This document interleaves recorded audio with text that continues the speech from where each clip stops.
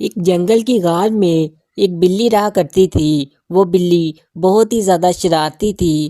وہ جنگل کے جانوروں کو بہت ہی زیادہ تنگ کرتی اور ہمیشہ ان کا مذاق اڑایا کرتی۔ اسے پتہ تھا کہ وہ جنگل کے جانوروں کو تنگ کرتی ہے تو لیکن کوئی بھی جانور اس کا اگر پیچھا کرے تو اسے نہیں پکڑ سکتا۔ ایک دن ایک بندر سویا ہوا تھا تو بلی وہاں پر آئی اور اسے ایک شرارت سوجی اور اس کے پاس ایک چھوٹا سا پتھر تھا۔ اس نے وہ پتھر پکڑ کر اس بندر کے اوپر پھینکا۔ بندر اچانک بہت زیادہ ڈر گیا اور فوراً سے اٹھ کر بیٹھ گیا۔ بندر نے ادھر ادھر دیکھا تو اسے بلی نظر آئی اور بلی کھڑی ہنس رہی تھی۔ بندر نے بلی سے پوچھا کہ تم نے یہ پتھر مجھ پر کیوں پھینکا ہے؟ تو بلی نے کہا میری مرضی، میں جو مرضی کروں، تم مجھے کچھ نہیں کہہ سکتے اور نہ ہی تم مجھے پکڑ سکتے ہو۔ اتنا کہنے کے بعد بلی وہاں سے بھاگ گئی اور بندر وہاں پر اس کا منہ دیکھتا رہ گیا۔ اگلے دن بلی جنگل میں سے چلتی ہوئی جا رہی تھی کہ اچانک اسے ایک شیر سویا ہوا نظر آیا۔ اس کے دماغ میں ایک شیطانی خیال آیا اور اس نے دیکھا کہ شیر کے پاس ایک گوشت کا ٹکڑا بھی پڑا ہوا ہے۔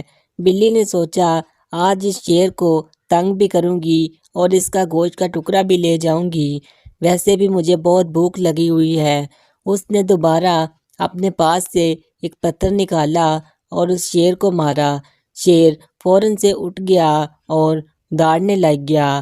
بلی وہاں پر بھاگتی ہوئی آئی اور اس نے وہ گوشت کا ٹکڑا اٹھایا اور اس کے سامنے سے اٹھا کر بھاگ گئی اور اسے کہتی رہی کہ تم مجھے کبھی نہیں پکڑ سکتے، اور شیر بس منہ ہی دیکھتا رہ گیا۔ شیر کو بلی پر بہت ہی زیادہ غصہ آیا اور اس نے سوچا کہ اب وہ اس بلی سے بدلہ ضرور لے گا۔ ایک دن بلی نے دیکھا کہ ایک گھونسلے کے اندر کچھ انڈے پڑے ہوئے تھے۔ بلی کے منہ میں پانی آ گیا اور اس نے سوچا کہ چلو یہ انڈے چڑا کر لے جاتی ہوں، ویسے بھی یہ کسی چڑیا کے ہوں گے، وہ مجھے کون سا کچھ کہہ سکتی ہے۔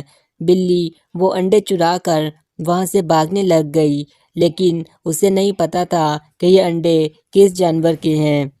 بلی جب ان انڈوں کو لے کر جا رہی تھی تو ان انڈوں میں سے ایک انڈا پھوٹ گیا اور اس انڈے میں سے سانپ نکل آیا۔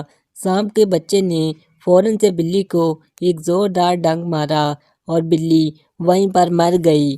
اس طرح بلی کو چوری کرنے کی سزا بھی مل گئی اور وہ جو جنگل کے جانوروں کو تنگ کیا کرتی تھی، اب جنگل کے جانوروں کی جان بھی اس بلی سے بچ گئی۔